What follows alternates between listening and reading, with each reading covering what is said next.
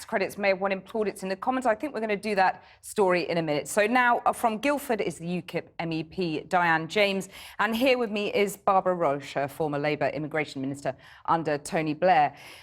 Diane James first, the migration figures today. Shouldn't we be celebrating these? Because as the Office for Budget Responsibility makes clear, these figures are keeping the economy afloat. Well, I don't think they are keeping the economy afloat, Cathy, but good evening to you, first of all, and also good evening to Barbara.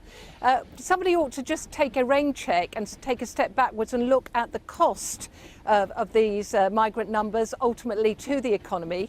There's been data from the Migration Watch. I think there's also been data from the Department of Work and Pensions, both of which have highlighted the cost to the economy on the basis that these individuals take more out in terms of tax credits and benefits and such than they actually contribute. Hang on a second, then, of course, there's the long-term cost in terms of their non-contribution to pensions. Sorry to interrupt, but let me just pick you up on that point. We'll come back to benefits in a minute. But the Office for Budget Responsibility, it's there in black and white. They say that they revised economic growth forecasts up, reflecting higher population growth, I quote, driven by higher net migration.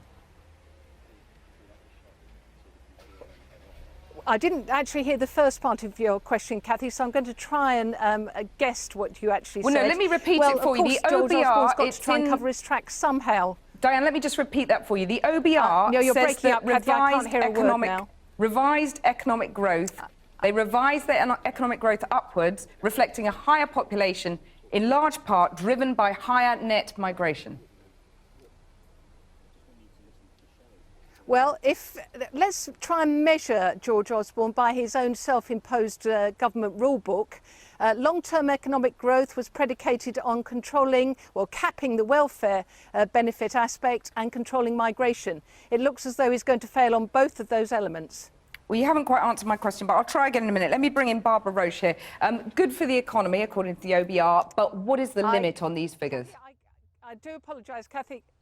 I'll come back to you in a minute, Diane. Barbara, perhaps you could answer that question. I mean, the first thing is, just let me say, with great respect to Diane, she's got her figures, completely wrong. It's not just the Office of Budget Responsibility, it's the OECD, who actually say that migrants put in much more than they take out. And the simple truth is this.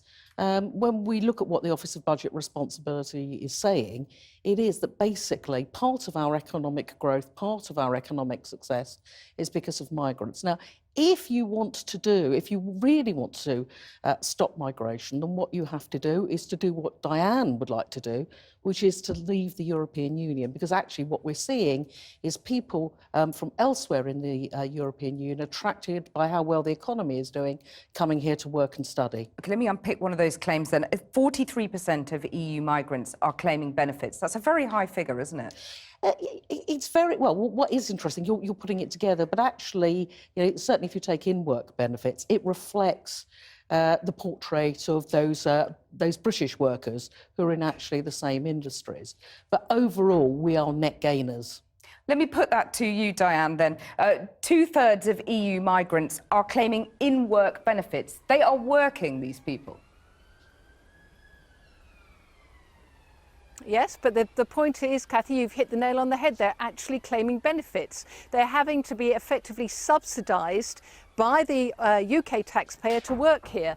Without that subsidy by the taxpayer credits via any benefits that they claim, they wouldn't be able to survive here. And when you look at the statistics, the estimate is that half of them, or approaching half of them, are earning less than £300 a week. On the basis of that, they cannot work here, they cannot survive here, they can't live here effectively without that subsidy in terms of benefit support. OK, let me put that to Barbara. Well, actually, I think actually the reason why people come and what it usually shows is that actually people don't particularly know how the system works. They come here because of jobs, and the vast majority of people come here because of designated jobs. And this helps our economy. We do know that we have vacancies, nearly 1 million vacancies. They have to be filled. Yes, we have to do something about raising the skills level, but that's a long-term thing. But in the short term, businesses need those employees. Just before you go, Jeremy Corbyn is presiding over a shadow cabinet utterly split on Syria. How much longer can this go on, and can he preside over this kind of division? Well, I think for me, we are in, the most serious international situation. I support the vast majority of the shadow cabinet, which is we do need to join international action. So can Jeremy Corbyn retain the confidence of his MPs? It will remain to be seen. That's obviously, I'm not in the parliamentary party any longer. You didn't frankly have the balls to put country before party.